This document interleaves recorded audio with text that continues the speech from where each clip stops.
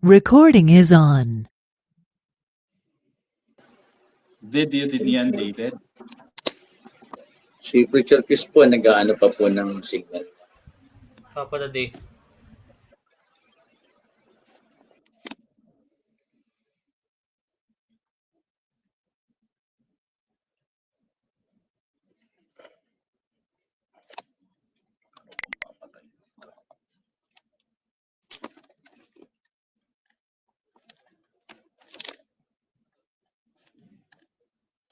Inaano ko pa po si Preacher Chris, nagtanong po kung umpisa na.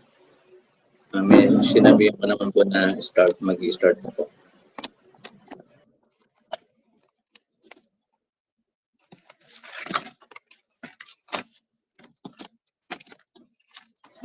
Sige po, habang nag-ano po ng signal, marahil yung iba nating kasama. Si Preacher Chris ay papasok na lang po. Ito po, welcome po sa ating first night ng ating lesson 1 sa ating mentoring patungkol po sa OICA, yung ating lesson 1 mga kapatid. At tayo po yung manalangin mga kapatid. Let's pray. Lord, salamat po Panginoon sa gabing ito. Salamat Panginoon sa buong maghapon. Po kaming iningatan, maging ang aming mahal na pastor, Pastor Ray, ang pamilya Panginoon. Lord, pagpalain niyo po bawat isa. Napakahalaga po ng aming pag-aaralan. At ito po'y nawa ay marami po kaming matutunan Panginoon. At we pray Lord sa lahat po ng mapag-uusapan po namin na maging hamon po ito at malaking kaalaman din po sa amin, makapagdaragdag po sa aming mga ginagawa o paggamit sa paggawa ng preaching Panginoon. Lord, i-bless niyo po si Pastor Ray sa kanyang pangunguna, sa kanyang pagtuturo sa amin Panginoon. I-bless niyo rin po yung bawat preachers, lalo na po yung mga men ng bawat church na kasali po dito sa mentoring na ito. Bless nyo rin po yung iba pa naming mga kapatiran na mapapasok pa lamang po sa kanilang mga live. Ay pag-ingatan nyo rin po Panginoon ng bawat isang sa kanyang mga kinalalagyan Panginoon. Maraming salamat po. Ang lahat na ito ay aming dalangin sa pangalan ng Panginoong Yesus. Amen. Amen. Okay, sandali lamang po.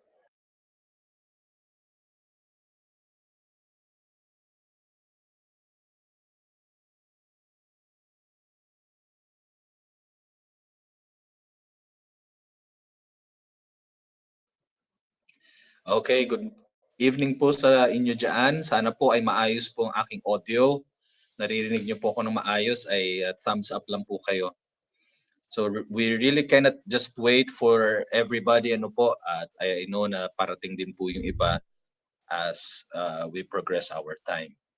Okay po, isa po sa burden ko bilang lingkod ng Panginoon ay yung pong makapag-raise up tayo at least within our own Shekinah Glory family of churches ng mga mga preachers, mga able na marunong po talagang mag-dissect at marunong pong hindi lang po marunong magsisigaw o kaya marunong tumayo sa pulpito at magkwento, kundi yung magturo talaga ng salita po ng Panginoon. So in 45 minutes or 50 minutes, ay allow nyo po ako na magturo po sa atin ngayong gabi. I know yung experience ko ay kulang pa po, pero yung pong mga naranasan ko ay maaring makatulong din po para matuto po tayo sa pag-aaral po natin ng salita ng Diyos. So I would call this Methods of Personal Bible Study. Ito po ay pampersonal po lamang natin. Pero ang ituturo ko po sanang makumpleto ngayong gabi ay yung pong foundational sa pag-aaral po natin ng salita ng Diyos, whether you're going to study it by yourself or whether you're going to prepare for a sermon para mag-preach or just for a devotion, ay pwede pong maging foundational po ito. I would suggest na kung meron po kayong mga earphones, ay pwede nyo pong gamitin. Kung kayo po ay naka-headset, mas maganda po para kayo lang po yung nakakarinig at maayos nyo pong makakatch yung ating pag-aaralan ngayong gabing ito. So if ito po ay inopen ko po sa ating mga simbahan, pero kung magiging beneficial po ito sa inyo, samahan nyo pa po kami hanggang sa siguro by December, baka makatulong din po sa inyo. Pero if it's just a waste of your time, ay maiintindihan po namin kung hindi na po kayo makakasama next time. But I would want na tayo po ay maging simbahan ng marunong po ang mga kalalakihan na mag-aral po ng salita ng Panginoon. So, at tinuturo po ng banal na kasulatan na hindi po tayo pwedeng maging mamamalakaya lang ng mga tao. Nais din po natin na maging disciples or makapag-disciple po tayo ng mga tagasunod ni Kristo. At imposible po yan kung wala po tayong regular intake ng salita po ng Panginoon. Kaya po napakahalaga po na aralin po natin ngayong gabi, paano po ba, Pastor, yung methods ng personal Bible study? Again, linawin ko po, ito po ay pag-aaral nating personal or devotion natin kung paano po tayo mag-aral ng salita ng Diyos. Hindi po ito yung pagba-Bible study sa mga tahanan. Ano po? Hindi po ito yung pagba-Bible study sa parang cottage prayer meeting. Ito po ay yung personal Bible study po natin. Gusto ko pong linawin sa atin na napakahalaga po nito bilang mga kalalakihan, lalo na po sa aming simbahan, may mga tumatayo na po sa amin at nangangaral, na mas ma-develop po natin yung foundation, whether ibang method yung gagamitin natin or ibang paraan ng presentation ang ating susundin. Yung ating ituturo ngayong gabi ay magiging foundational po sa pag-aaral po ng mga kalalakihan, ng mga preachers sa pagba-Bible study. Ano po? I-keep lang ho natin na tayo po ay nakamute. I-keep lang ho natin na nakamute yung mga mics natin. Unless na nais nyo rin po na magsalita, just paano bang gagawin nila? Mag-raise ng hand. Ayan, pwede pala mag-raise ng hand. At kung masasagot po natin kaagad, ay sasagutin po natin. Or ilalagay natin sa side, sagutin natin sa dulo. If you would want to keep your cameras open, it's okay. Pero kung hindi po, ay wala pong problema. Basahin po natin ang John chapter 8 verses 31 to 32. John chapter 8 verse 31 to 32. Pwede po bang may isa na bumasa po nito? John chapter 8 verse 31 hanggang 32.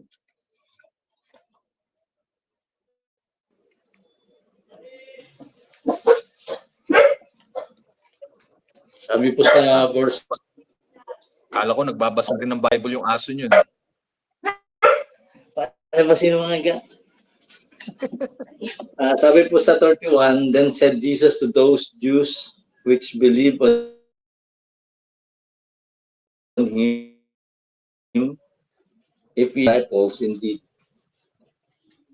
Sabi po sa verse 30, you shall know the truth, and the truth shall make you free. Yan. So kung tayo po, thank you preacher, kung tayo po ay magiging tagasunod ng ating Panginoong Jesucristo, napakahalaga po bilang mga alagad niya na hindi po natin pababayaan ang salita ng Diyos. Bakit po? Kasi nandoon po ang katotohanan. At ang sabi ng Bible, ang katotohanan po ang siyang magpapalaya sa atin.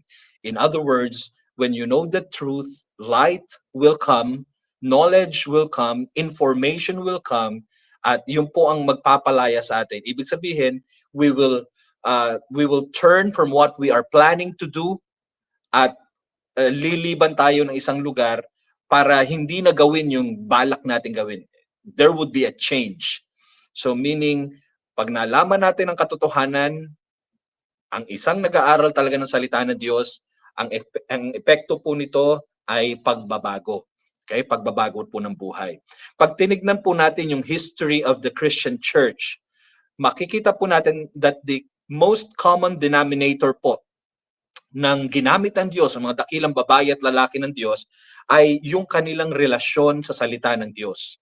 At kung gaano katagal, gaano ka-regular o ka-consistent yung kanilang oras sa salita ng Panginoon. Kung paano ho nila tinatrato ang salita ng Diyos, yun po ang nag-i-spell kung paano po sila gagamitin ng Diyos at kung ano pa po yung ma-accomplish nila sa Panginoon. Alam niyo po, never before in the history na ang Bible ay available sa lahat, kundi sa panahon po nating ito. Pero never before din po has there been such a famine ng salita ng Diyos.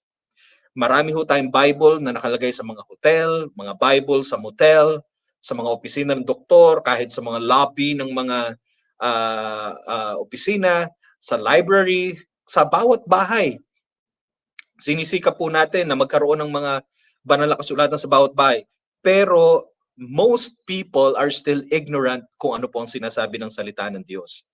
Nabubuhay po tayo sa panahon ng biblical illiteracy. Even kahit po sa mga lingkod ng Diyos or sa mga members ng ating po mga simbahan.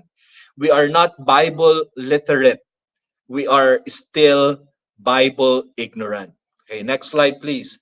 Sabi po ni Howard G. Hendricks, isa po siyang well-known conference speaker at saka Christian educator, sinabi niya po na sa buhay daw po ng isang mananampalataya, meron daw pong 3 attitude towards sa pag-aaral ng salita ng Diyos. Una po, yung tinatawag na castor oil stage. Okay? By raising of hands, sino po sa inyo yung nakatikim na po ng castor oil? No, yung mga kalalakihan natin na operahan na, nakaranas na ng mahirap na yung castor oil parang mapakla, hindi mo siya nanaising inumin, parang juice.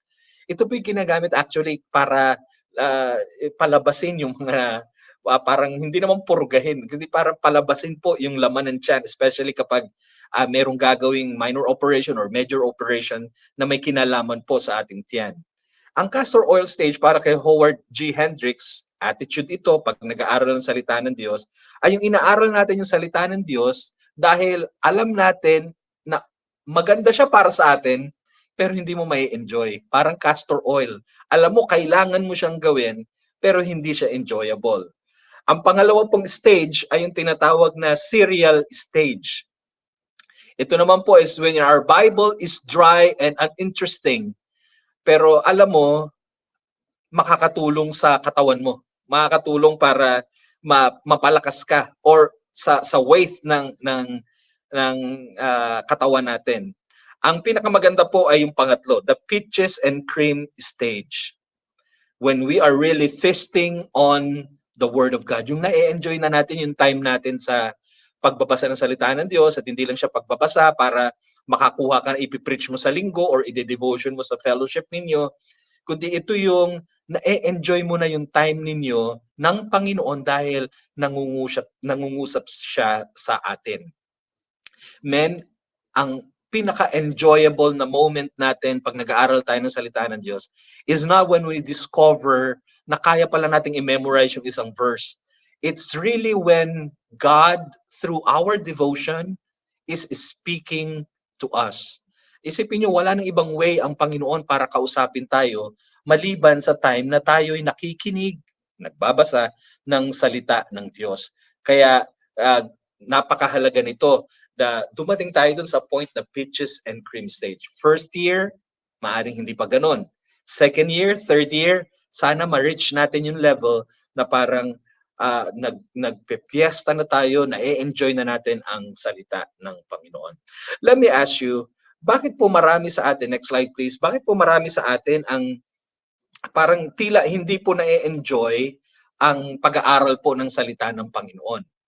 Unang dahilan, kasi marami po hindi nila alam kung paano aralin ang salita ng Diyos. Wala po silang structure, wala po silang sistema. Ang nakita lang nila, may humawak ng Bible, umupo, merong kape sa lamesa, tapos binuksan na po yung Biblia, yun na yung Bible study para sa kanila. So ito po yung naging sitwasyon ko rin po. Maraming mga taon nang lumipas, pupunta ako ng mga Bible conference, pumupunta tayo ng mga retreat, or even sa mga revival, at makakapakinig po tayo ng great preaching. Tapos, aalis ako dun sa gawain at narinig ko yung mga scriptural insights ng mga iba't ibang mga speaker. Then I would think, bakit ako hindi ko nakikita or hindi ko napansin binasa ko rin naman yung talata nung nag-devotion ako, pero bakit hindi ko nakita yon?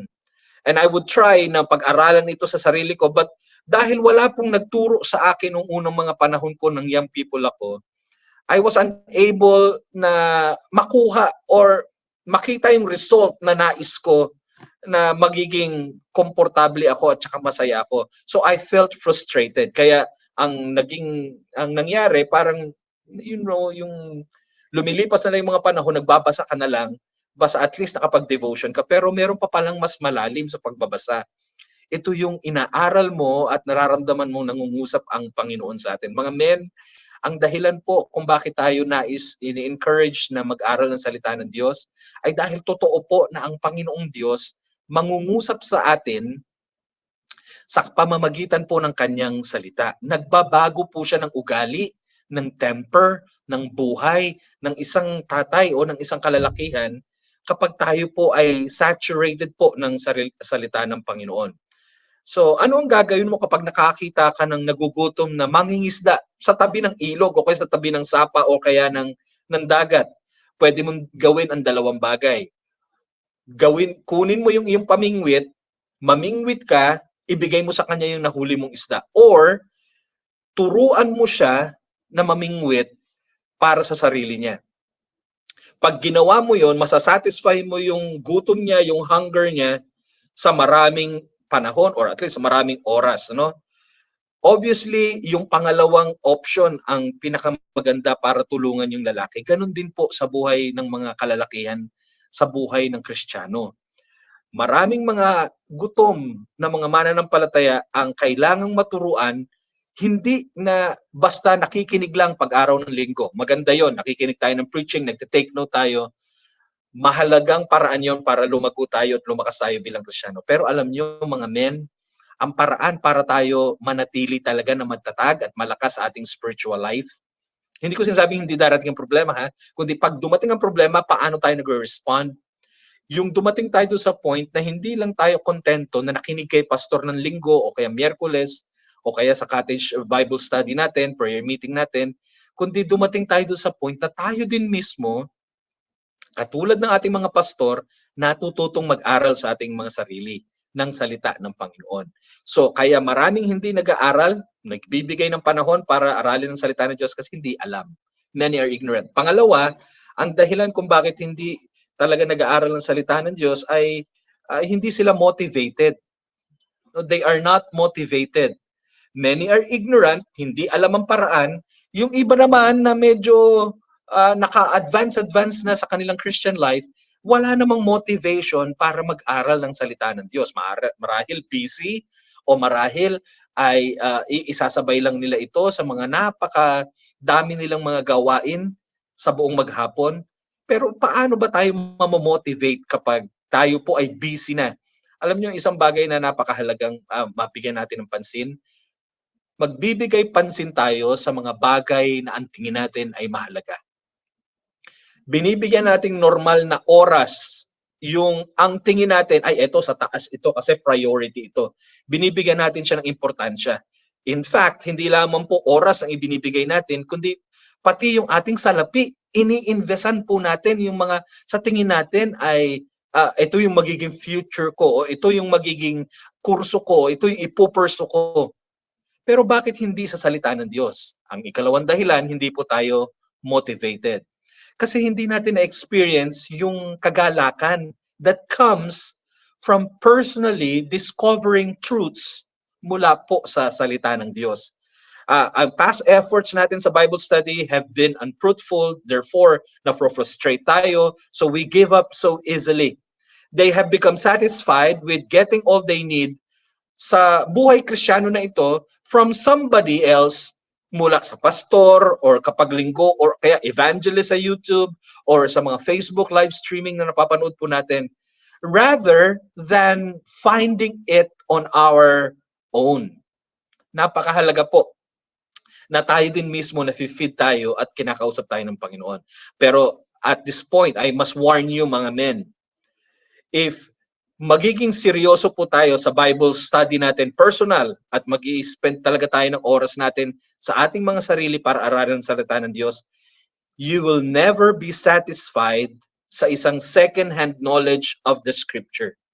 Hindi ka na makokontento na parang narinig mo lang. Gusto mo ikaw din mag-dive in sa salita po ng Panginoon. Ang warning ko po, ang personal Bible study po can be habit forming. Sabi nila, di ba, any 21 days, anything that you do for 21 days will become a habit. So, pag ginawa po natin ito consistently, regularly, I assure you po na magiging blessing po ito sa mga kalalakihan natin. Pangatlong dahilan kung bakit hindi tayo nag-aaral talaga ng salita ng Panginoon, kay tamad. Some are just plain lazy. Okay?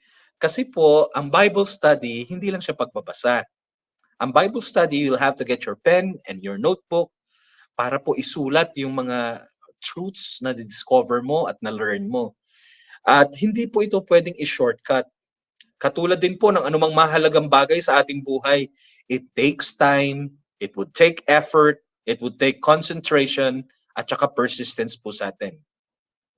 Most truths mula po sa salita ng Diyos does not lie on the surface.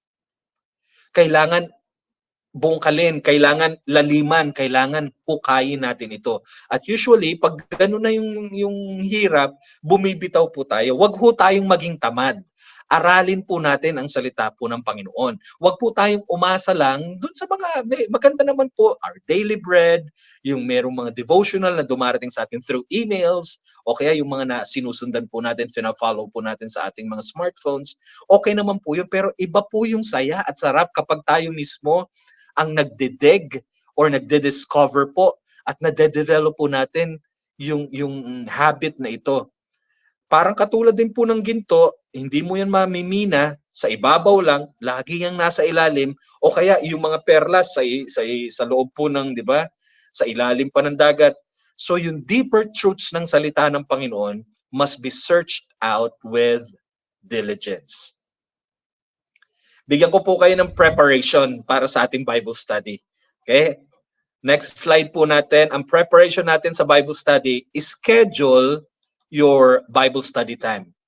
Ang dami po na pwede hong pumigil, umagaw, at saka maatrasado tayo sa oras po natin at schedule. Ang unang gawin natin, i-schedule natin. Kailan ka ba, are you a morning person or are you a night person? Okay? Saan ka ba mas active? Yung mind natin, saan ba mas active? Mas active ba pag umiinom ka ng kape o mas active ba siya pag umiinom ka ng Cobra? Okay? Schedule your Bible study time. Kailan ka mas okay? Panahon po para sa mga kalalakihan natin, lalo na po sa mga tatay ng tahanan, na nakikita ho tayo ng ating mga anak na talaga nagbibigay ng panahon, nagbabasa, umuupo, at nagbabasa po ng salita ng Diyos. So set a specific amount of time to do Bible study each week. I-decide mo po how much time you want to spend on Bible study. Huwag pong i-overdo. 2 oras ako ngayon, wag po. Baka ang susunod na buka ng mata mo ay nakatulog ka na pala ng kalahating oras. So don't overdo. Pero wag mo ring i-short change yung sarili mo. I mean, ibig sabihin po nun, wag mo namang, di ba, dayain yung sarili mo. Ikaw na nga lang yan eh. Mag-aano ka pa na, wag mong habaan para hindi ka, di ba?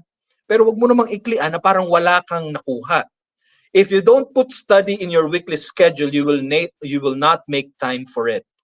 Or it will be sporadic. Parang, ay nako, Lunes, oo. Susunod nun, Webes na, susunod nun, next week na. At magiging mababaw. So you must make time for your Bible study.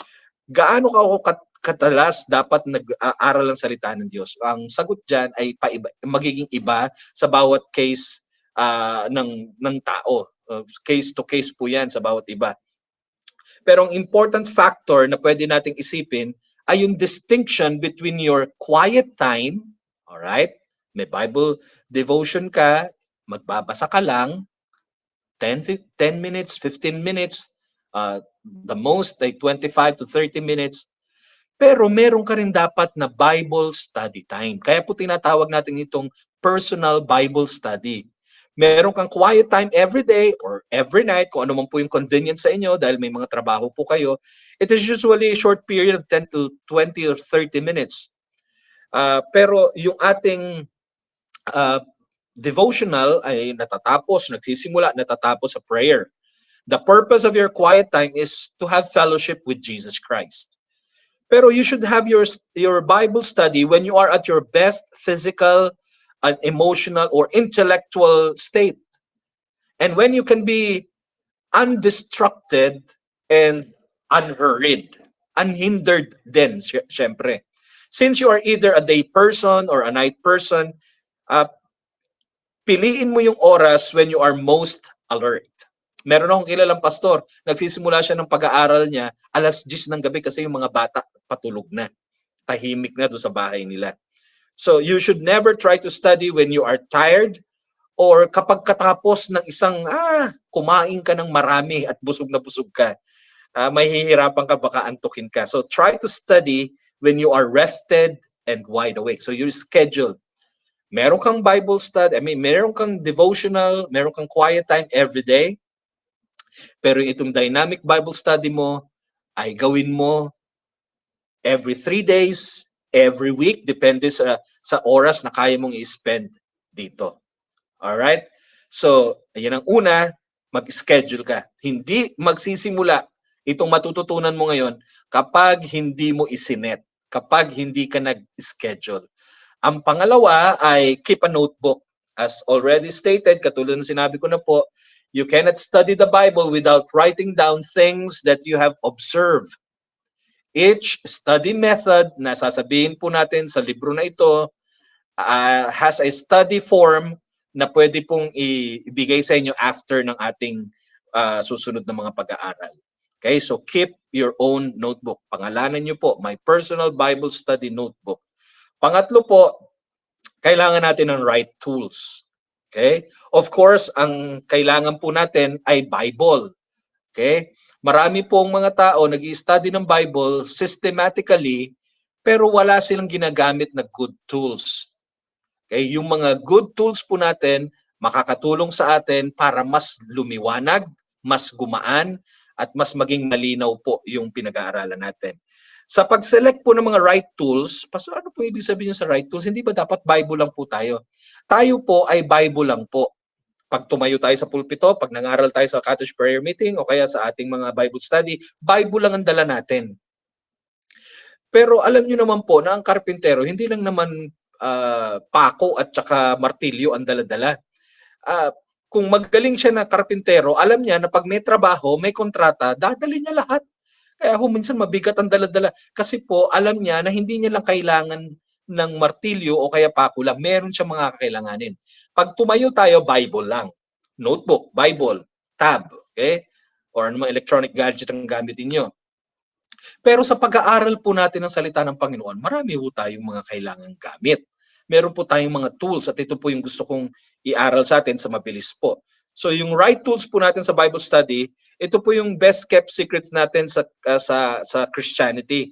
Meron pong available na mga practical na mga Bible study helps. Bigyan ko lang po kayo ng mga example. Ano po?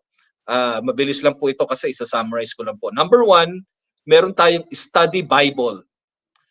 Kung meron kayong Bible, meron pa tayong tinatawag na study Bible. Yun po, meron po siyang mga introduction, meron po siyang mga commentary sa ilalim, mga footnotes ng mga verses or chapters na binabasa. Kaya mas makapal po ang mga study Bible.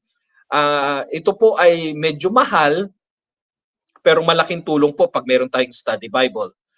Pangalawa po ay meron tayong several recent translation ng Bible. Pastor, gumagamit ka ng ibang Opo, ito po ay sa pag-aaral.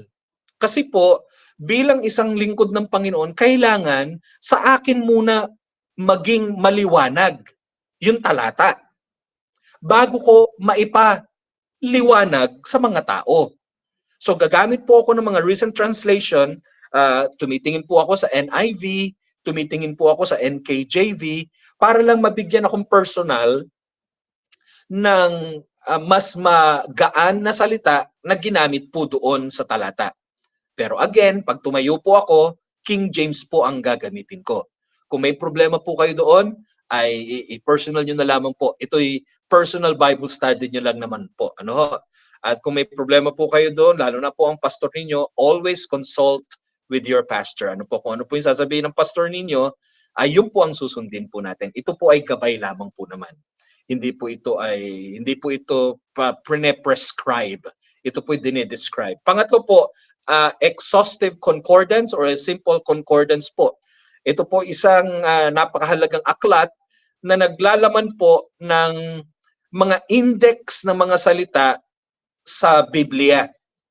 Okay? Yung mga kakapal ng mga Bibles, Scofield, yung mga Thomas Nelson, meron po silang mga concordance sa likod, sa bandang dulo ng mga pages, naglalaman ng mga words kung saan unang ginamit yung salita or kung saan yung matatagpuan yung mga salita. Minsan ginagamit po ito para mas makita natin kung nasaang bang verse binanggit yung salitang ganun. So, makakatulong po ito sa atin para malaman po kung ilang beses binanggit yung ganung salita or saang mga verses binanggit yung mga salita. Especially po, mahalagang tulong ito pag when you're doing a topical Bible study at yun ang paghahandaan ninyo para sa preaching ninyo. Exhaustive concordance. Number 4, a Bible dictionary o yung tinatawag na Bible encyclopedia.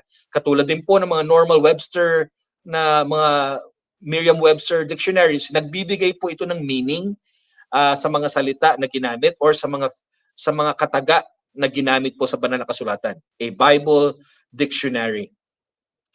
Panglima po, a topical Bible. Mahalagang tulong din po ito pero sa mga advanced na. Pang-anim po at pinaka-controversial ay mga commentaries.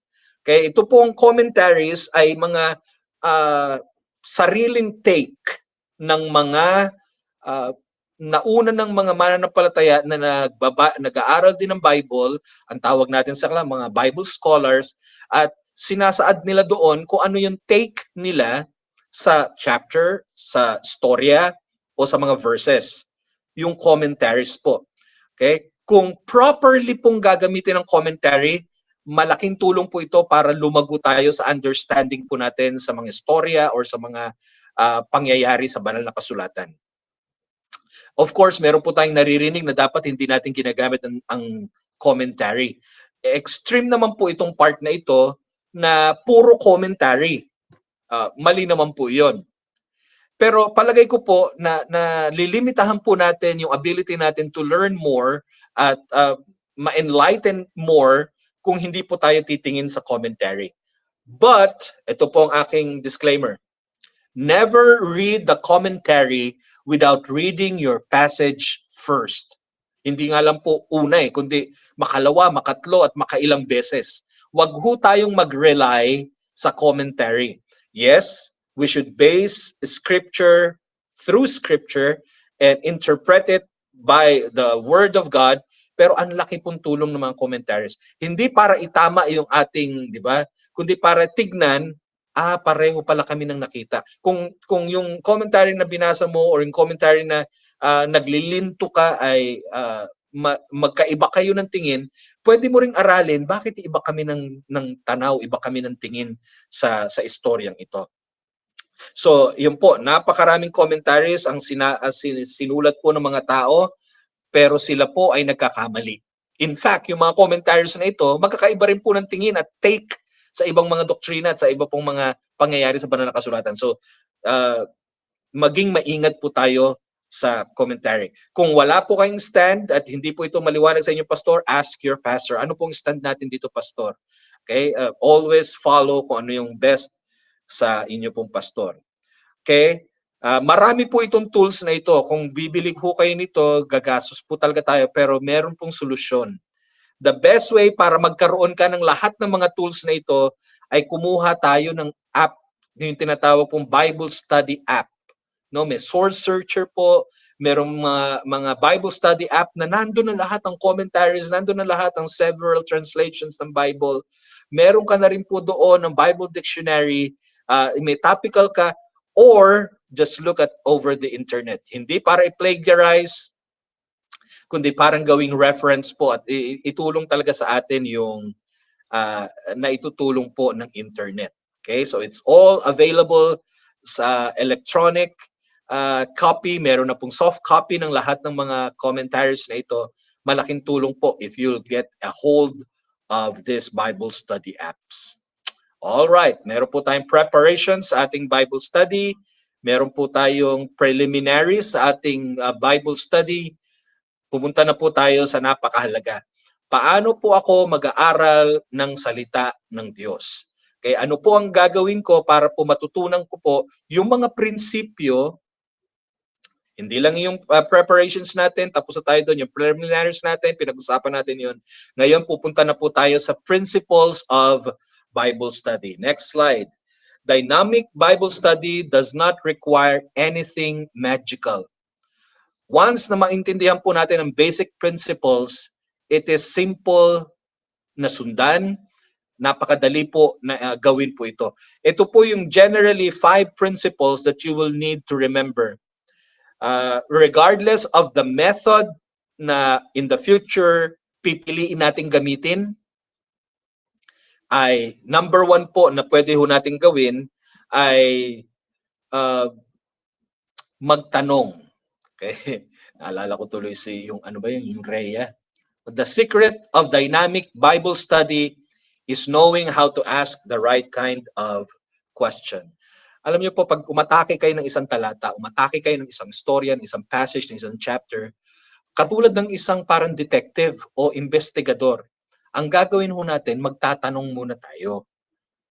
Mag-oobserba muna tayo. At ang paraan ng pag-oobserba natin, ano ba ang pinag-uusapan dito? Sino ba ang kinakausap dito? Sino ang mga so normal po, paso napaka-basic naman. Exactly. What I'm going to teach you is so basic but it will be so foundational po sa ating mga future na pag-aaral po ng salita po ng Panginoon. Okay? So, the methods of Bible study presented sa ating in lesson ngayon will require you asking questions on the biblical text or on the verse itself.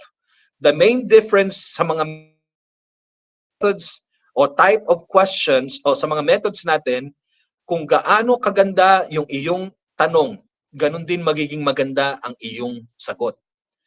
Kung yung ating tanong, okay, yung simpleng tanong, simpleng sagot. Malalim na tanong, malalim na sagot. Walang kwentang tanong, huwag ka na mag-aral. Wala rin kwenta po yung magiging sagot. So, depende sa kung anong klase ng pagtatanong ang gagawin natin, ganun magiging matamis yung makukuha po nating mga kasagutan sa pag-aaral po natin.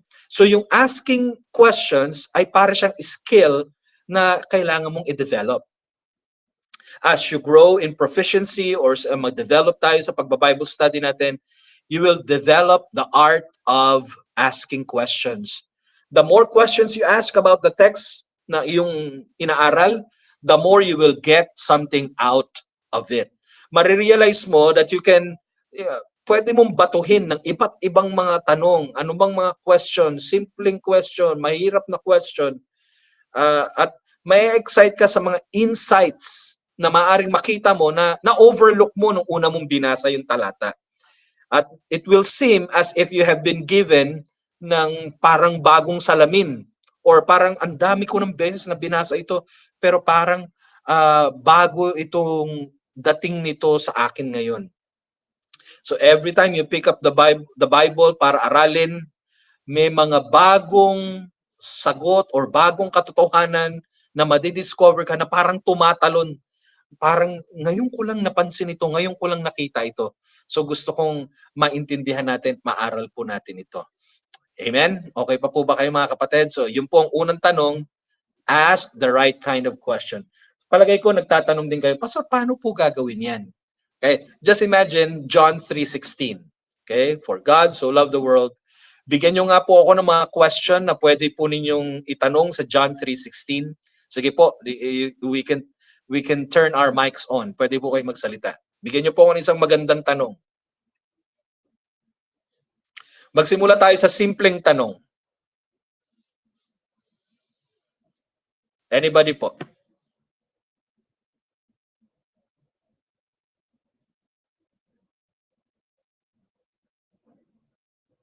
Sige lang po. John 3:16 tayo. Unang tanong. Star.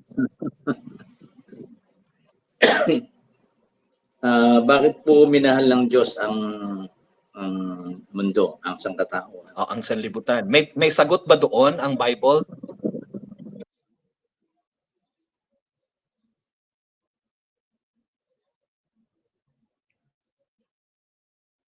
Matatagpuan ba sa talata yung sagot sa banal na kasulat sa tanong na yon?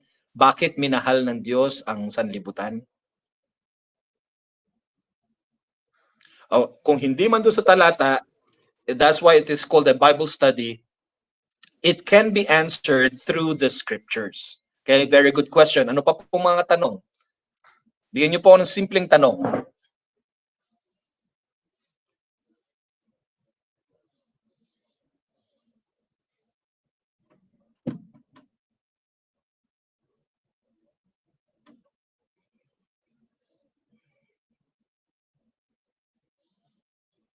Go ahead po, go ahead po.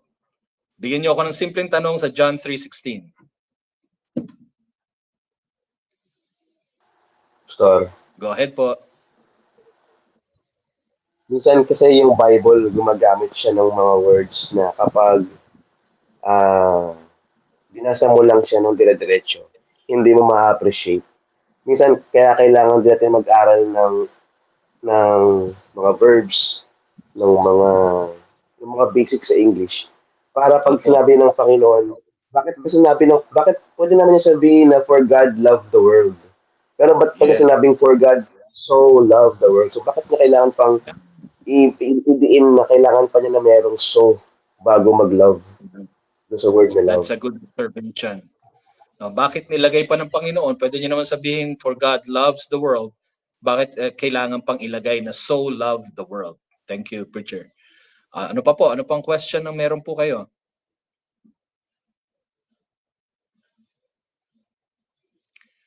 So, the secret po ay be able to determine kung ano yung mga magagandang tanong or simpleng tanong, doon tayo magsimula, na pwede nyo pong ibato doon sa talata. At kung nagsusulat po kayo, isusulat nyo po yun doon sa notebook ninyo. Yung mga questions na yun, why did God say, so love the world? Okay? Kasi po, yung mga tanong na yon, bibigyan nyo po ng kasagutan yun. Hahanapan natin ng kasagutan. Aaralin natin yung sagot doon. Okay? So, yan po ang unang prinsipyo, matuto tayong magtanong. At yung itatanong natin, yung mga right kind ng question. Tandaan po, pag shortcut nyo, mararamdaman po ng mga nakikinig sa atin. Maguguluhan sila kapag hindi ninyo binaybay o kaya hindi po ninyo flesh out yung paraan ng inyong pag-aaral ng salita ng Panginoon.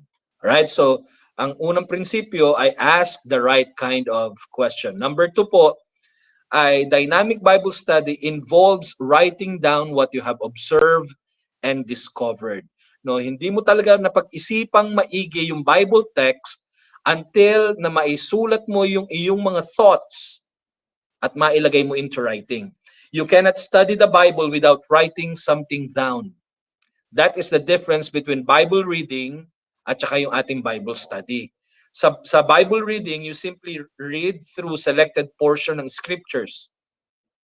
Whereas pag nag-aaral na tayo ng Biblia, you take extensive notes.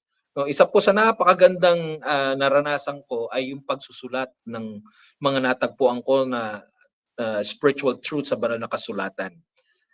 Nowhere is note-taking more important than kapag tayo po ay nagpa-personal Bible study.